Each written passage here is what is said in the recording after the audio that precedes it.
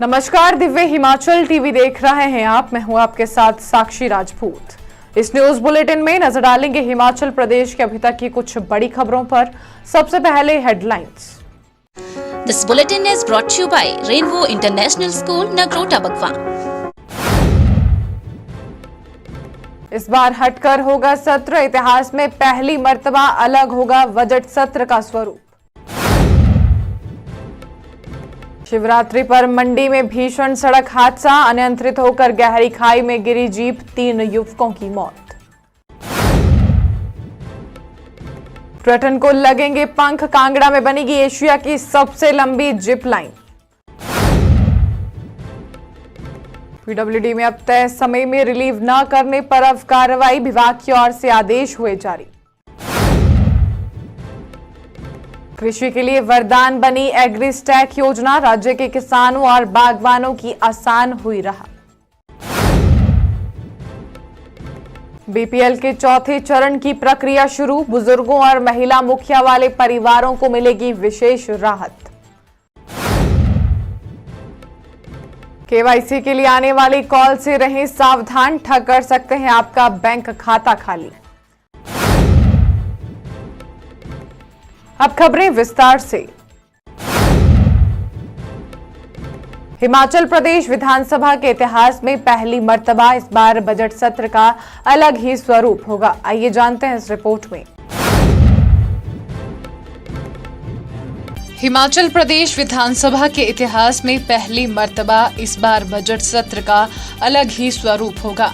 नियमों में इस तरह का प्रावधान है, लेकिन प्रदेश में यह पहली बार होगा कि बजट सत्र को चरणबद्ध आयोजित किया जा रहा है।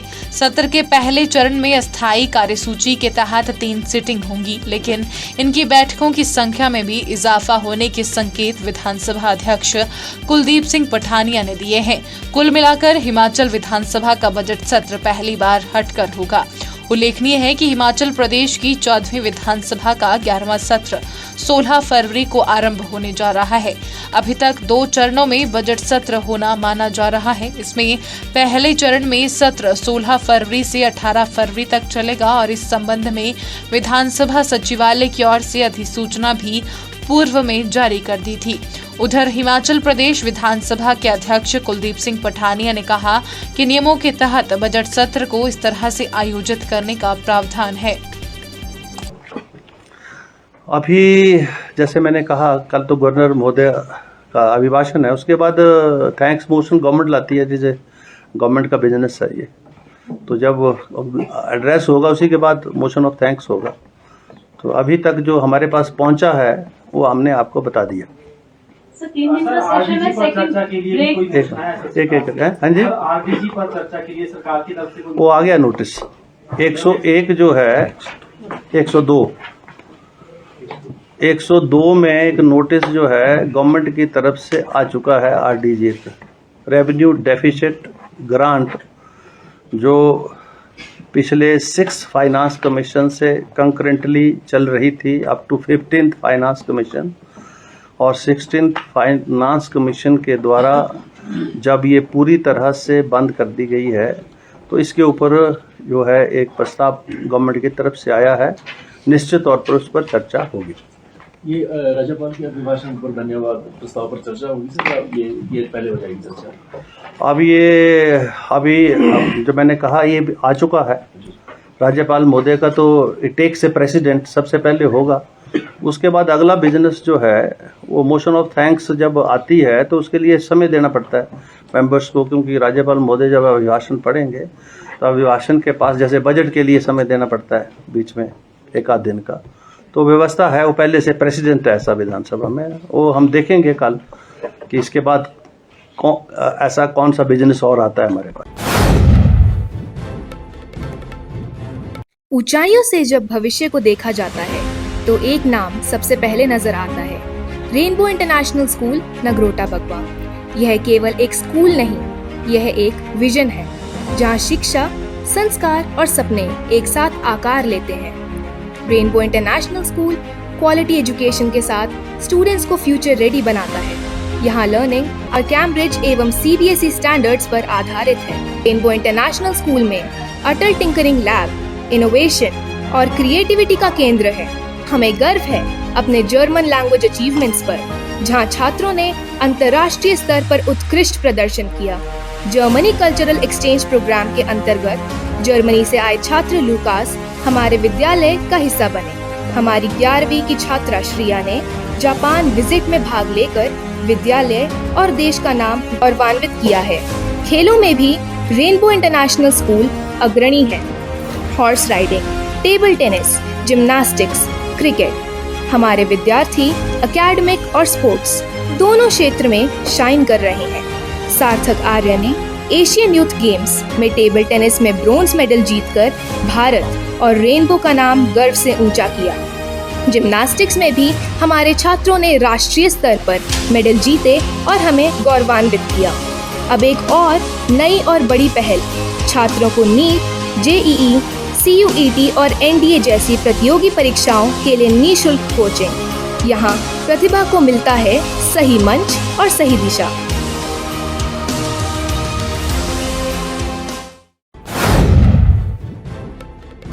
शिवरात्रि के पावन अवसर पर मंडी के थुनाग में भीषण सड़क हादसा पेश आया।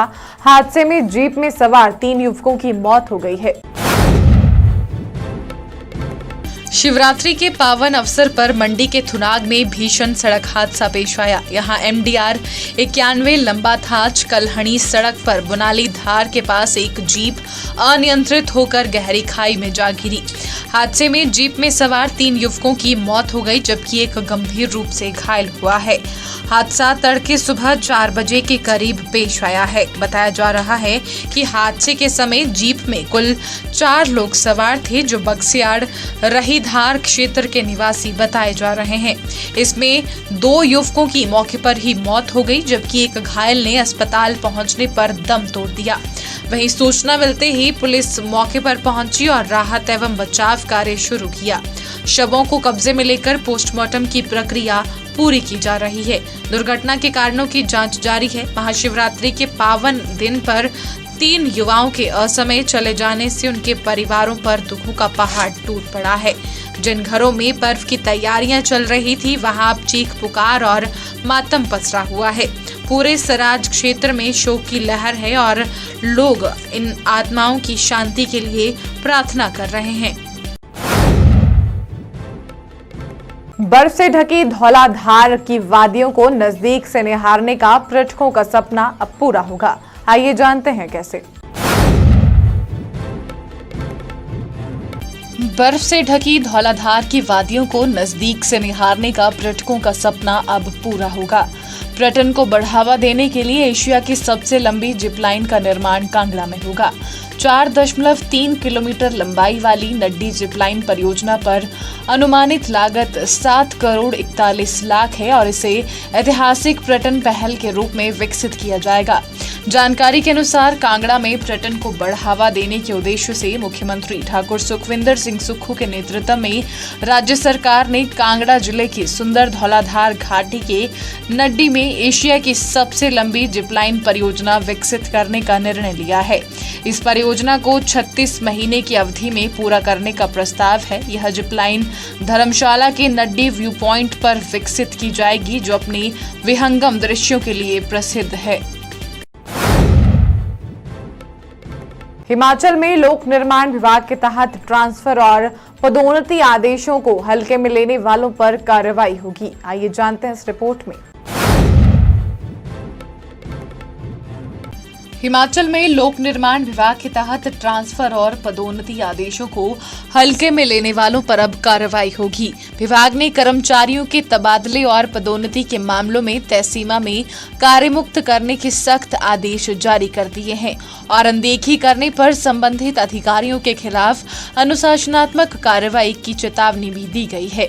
विभाग को ट्रांसफर और पदोन्नति आदेशों की पालना समय पर न करने को लेकर शिकायतें मिली, जिसके बाद यह आदेश निर्देश जारी हुए हैं। बहरहाल प्रदेश में लोक निर्माण विभाग के तहत तबादलों और पदोन्नति के आदेश की पालना न करने वालों पर कार्रवाई होना भी तय है। विभाग की ओर से जारी आदेशों में कहा गया है कि सरकार और मुख्यालय की ओर से पहले भी कई बार निर्देश जारी किए जा चुके हैं, लेकिन इसके बावजूद कई जगहों पर कंट्रोलिंग ऑफिसर ट्रांसफर और पदोन्नति आदेशों का पालन नहीं कर रहे। कई मामलों में कर्मचारी लंबे समय तक पुराने स्थान पर ही कार्यरत रखे जा रहे हैं, जिससे प्रशासनिक व्यवस्था प्रभावित हो रही है।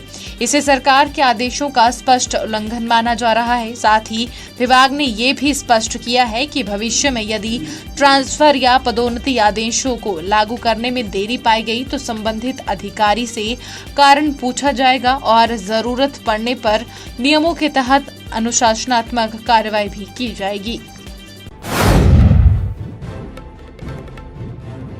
हिमाचल की ब्यूटीज का इंतजार होगा खत्म। अगर फैशन है आपकी लैंग्वेज और स्पॉटलाइट आपका सपना, तो याद रखिए ये सिर्फ एक पेजेंट नहीं, ये है एक पहचान। मिस हिमाचल 2026 ऑडिशंस शुरू हो रहे हैं 16 फरवरी से 28 फरवरी तक। अगर आपकी उम्र है 28 से 27 साल तो हो जाइए तैयार अपनी किस्मत को स्टेज पर लाने के लिए। अपने नजदीकी ऑडिशन वेन्यू पर आइए, ऑन द स्पॉट रजिस्ट्रेशन कीजिए। इस बार जीतने वाली डिवास को मिलेगा कैश प्राइज और उसी के साथ एक्सक्लूसिव मॉडलिंग असाइनमेंट्स भी और एक शाइनिंग फ्यूचर भी। तो किस बात की है देर, अभी करें register. Miss Himachal 2026 brought you by Arni university, co powered by Roja herbal care, hospitality partner hotel velvet Clarks exotica Zirakpur, radio partner big FM। For more details, follow our Instagram page @Miss Himachal Official. Miss Himachal 2026, because queens are not made, they rise.